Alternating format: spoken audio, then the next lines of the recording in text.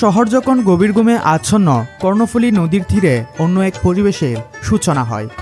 ট্রলারের ভুভু শব্দ, বরফের চাঙর ভাঙার আওয়াজ আর হাজারো শ্রমিকের হাঁক ডাকে মুখরিত হয়ে ওঠে চট্টগ্রামের ঐতিহাসিক ফিশারি ঘাট।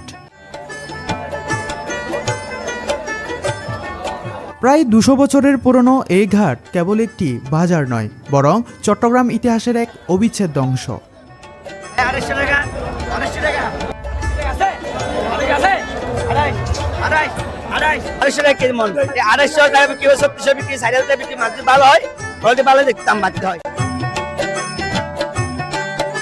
এক সময় যা ছিল সাধারণ আমদানি রপ্তানির কেন্দ্র, সময়ের বিবর্তনে আজ তা দেশের অন্যতম মৎস্য বাণিজ্যিক কেন্দ্রে পরিণত হয়েছে। কয়েক প্রজন্মের বিশ্বাস আর ভালোবাসা এই ঘাটকে দিয়েছে এক অনন্য রূপ। বিশালাকার সামুদ্রিক মাছের পাশাপাশি মিঠাপানির মাছের বিশাল সমারোহ দেখা যায়।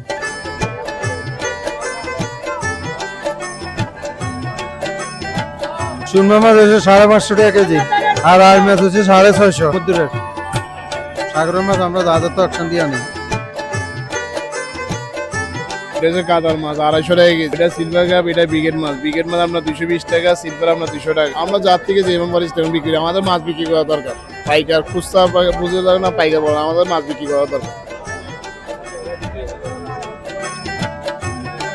আড়তদারদের দ্রুতগতির ডাক আর পাইকারদের দরদামে পুরো এলাকায় এক অন্যরকম উত্তেজনা বিরাজ করে।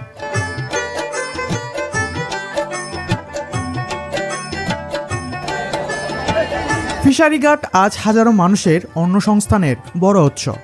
এখানে রয়েছে শত শত আড়ত, যেখান থেকে মাছ পৌঁছে যায় দেশের আনাচে কানাচে।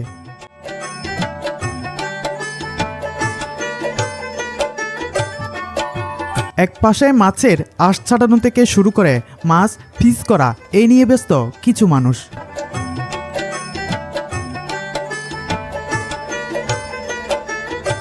কাজের ফাঁকে কিছু মানুষ ভ্রাম্যমাণ দোকান থেকে খাবার কিনে ক্ষুধা নিবারণ করছেন।